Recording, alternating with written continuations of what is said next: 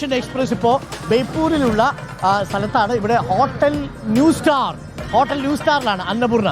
സൂപ്പറാണോ ഇവിടുത്തെ ഭക്ഷണം?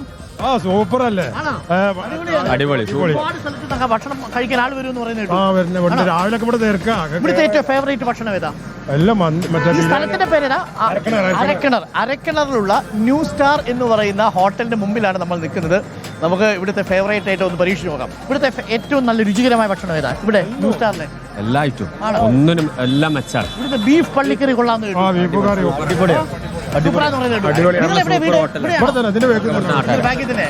ഭക്ഷണം കഴിച്ചു പോകും. കുറെ പഴക്കമുള്ള ഹോട്ടലാണോ ഇത്? അന്നപൂർണ്ണ ഇപ്പൊ ന്യൂ സ്റ്റാർ ആയി.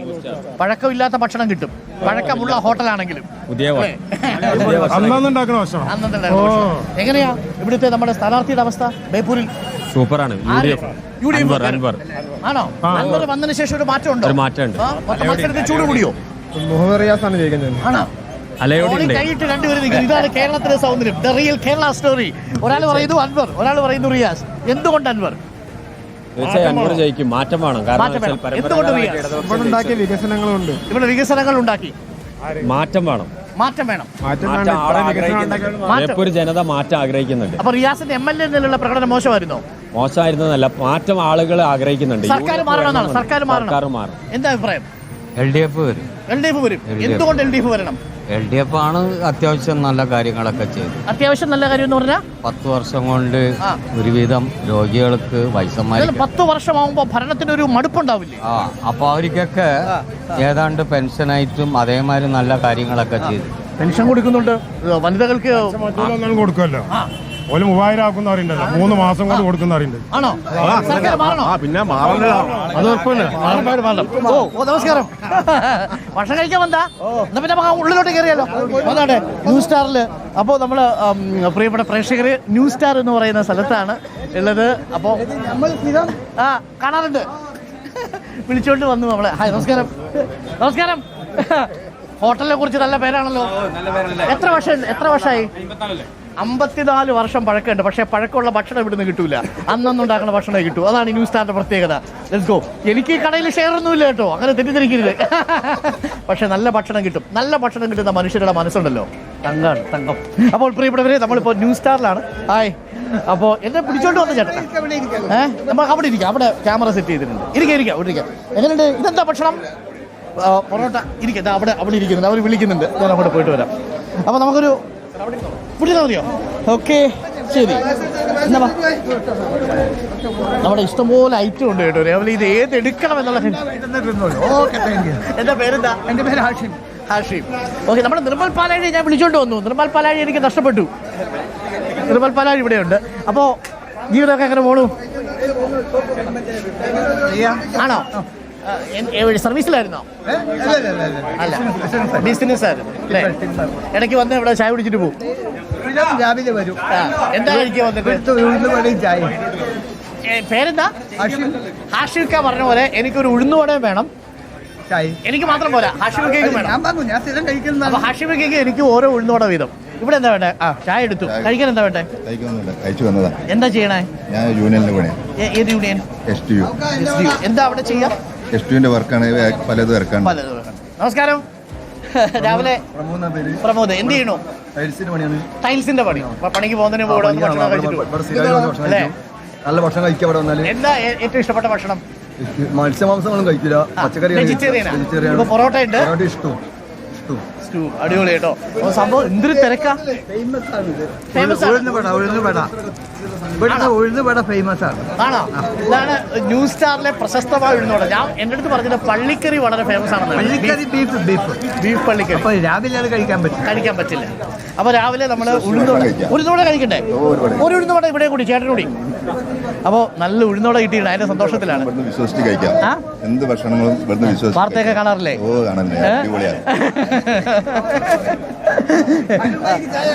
ചായ മതി. ചായ ഇട്ടോ, ഒരു ചായ എടുത്തോ.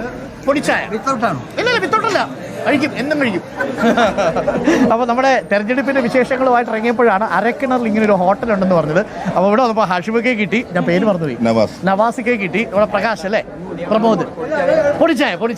ഓക്കെ. അപ്പോൾ നല്ല ഉഴുന്നോടെ ഉണ്ട്. നല്ല കോഴിക്കോട് ടൗണിൽ ഇത്ര തിരക്കുള്ള ഹോട്ടൽ ഉണ്ടാവില്ല. അതെ, സത്യമാണ് കേട്ടോ. അവിടെ നമ്മുടെ പാരകളിലൊക്കെ കോഴിക്കോട് ടൗണിൽ ഇത്ര തിരക്കുള്ള ഒരു ഹോട്ടലിലെ നല്ല ഭക്ഷണങ്ങളാണ്. അതെ അതെ. രാവിലെ 2 മണിക്ക്, രാത്രി 2 മണിക്ക് ഇവിടെ പലഹാരപ്പണി തുടങ്ങും. ചേട്ടൻ ഈ ഹോട്ടലിലെ ജീവനക്കാരനാണോ?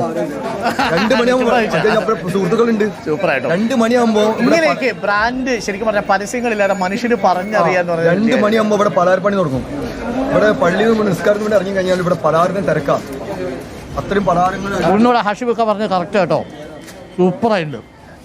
ആയിരിക്കട്ടെ, സ്ഥാനാർത്ഥി ആരാ ഇവിടുത്തെ സൂപ്പർ? ഞാൻ പറയുന്നത് ശരിയല്ല. എന്നാലും രണ്ടുപേരും എനിക്ക് വേണ്ടപ്പെട്ട ആളാണ്. അൻവറും വേണ്ടപ്പെട്ട ആളാ. അൻവർ എൻ്റെ ഏറ്റവും വേണ്ടപ്പെട്ട ആളാണ്. പിന്നെ റിയാസും വേണ്ടപ്പെട്ട ആളാണ്. അപ്പൊ തീർച്ചയായിട്ടും ഹഷീമൊക്കെ പറയുന്നതിനകത്തൊരു കാര്യം ഉണ്ടാവും.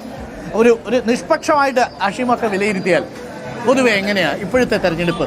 ചൂട് കൂടുതലാണ്, മത്സരം ചൂട് സഹിക്കാൻ വയ്യ, മത്സരവും ചൂടാ. ആ ആര് വരും? തുടരുമോ അതോ മാറും? മാറണം എന്നാ പറയുന്നത്. മാറണം. എൻ്റെ അഭിപ്രായം മാറണം. ആ ഇപ്പൊ പെൻഷൻ കിട്ടുന്നുണ്ടോ? ഇല്ല, ഞാൻ സർവീസ് അല്ല, ബിസിനസ്സാണ്. ആണ് അല്ലെ? എന്നാലും അല്ലാതെ പെൻഷൻ കിട്ടുന്നുണ്ടോ? ഇല്ല. വേണ്ട, അത് വേണ്ട, ആവശ്യമില്ല. ഇല്ല, മക്കളൊക്കെ ഉണ്ട്. പിന്നെ പെൻഷൻ വാങ്ങിയിട്ട് ഇവിടെ ബേപ്പൂരിലാണോ വോട്ട്? ബേപ്പൂരാണ്. ബേപ്പൂർ എങ്ങനെയായിരുന്നു മുഹമ്മദ് റിയാസിന്റെ കഴിഞ്ഞ 5 വർഷക്കാലം? സൂപ്പറാണ്. സർക്കാർ മാറണമെന്ന് പറയുന്നവർ പോലും ബേപ്പൂരിൽ റിയാസ് തുടരണമെന്ന് ചിലർ പറയും. റിയാസിനെ കുറിച്ച് നല്ല അഭിപ്രായമാണ്. നല്ല പ്രവർത്തകരാണ്.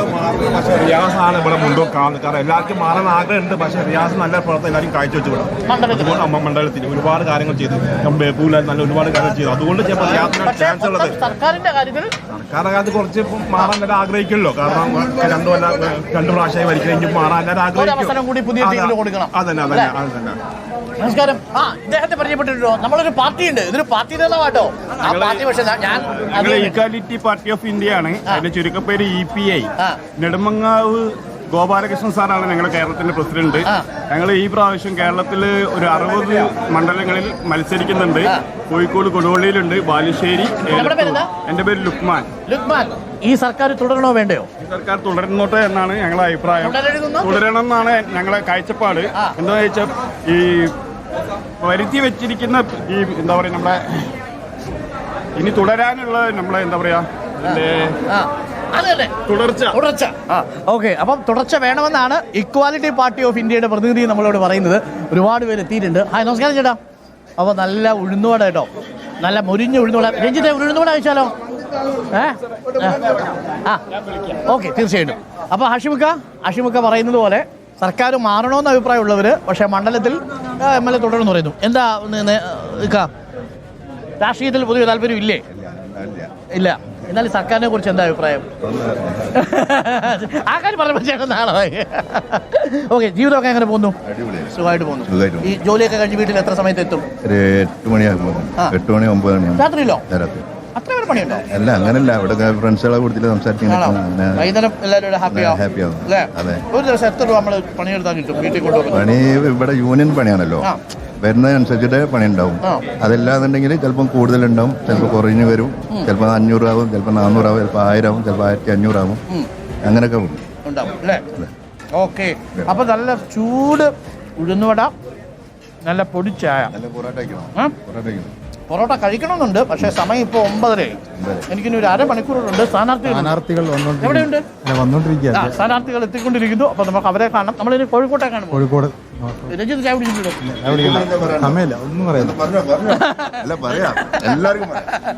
അപ്പൊ പ്രിയപ്പെട്ട പ്രേക്ഷകരെ, നമ്മൾ നല്ല പൊടിച്ചായൊക്കെ കുടിച്ച് ഉഷാറായിട്ടിരിക്കുക. പ്രിയപ്പെട്ട പ്രേക്ഷകർ, നമുക്കൊരു താങ്ക്സ് പറയാം. ആരോട്? സലാമക്കോട് പറഞ്ഞു, അഡ്വാൻസ് ആയിട്ടേ പറഞ്ഞു. അപ്പോൾ പ്രിയപ്പെട്ട പ്രേക്ഷകരെ, നമ്മൾ തുടരുന്നു. നമ്മൾ ബേപ്പൂരിൽ നിന്ന് കോഴിക്കോട് മണ്ഡലത്തിലേക്ക് പോവുകയാണ്. അവിടെ സ്ഥാനാർത്ഥികൾ നമ്മളെ കാത്തു നിൽക്കുന്നു. വോട്ടർമാരുണ്ട്. നല്ല ഉഴുന്നുവട.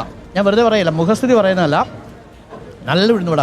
ഏറെ കാലമായി ഇങ്ങനൊരു മുരിഞ്ഞ ഉഴുന്നുവട കഴിച്ചത്. നമസ്കാരം. എവിടെയാ? ചെറുവണ്ണൂരാ. രാവിലെ കാപ്പി കുടിക്കാൻ ഇറങ്ങിയതാ? നമസ്കാരം. കാപ്പി കുടിക്കാൻ ഇറങ്ങിയതാണ്. ഒരുപാട് പേര് വരുന്നുണ്ട് കേട്ടോ. അപ്പോൾ നമുക്കൊരു കുഞ്ഞിടവേള എടുക്കാം. ഇത് കണ്ടുകൊണ്ടിരുന്നപ്പോൾ നിങ്ങൾക്കും ഇവിടെ വന്നൊരു ഉഴുന്നുവടയൊക്കെ ഇങ്ങനെ കഴിക്കണമെന്ന് തോന്നിയില്ലേ? നല്ല ഉഴുന്നുവട, നല്ല ഇഞ്ചിയും പച്ചമുളകും പിന്നെ നല്ല കറിവേപ്പിലയൊക്കെ ഇട്ട് അടിപൊളിയായിട്ടുള്ള ഉഴുന്നുവട അല്ലേ?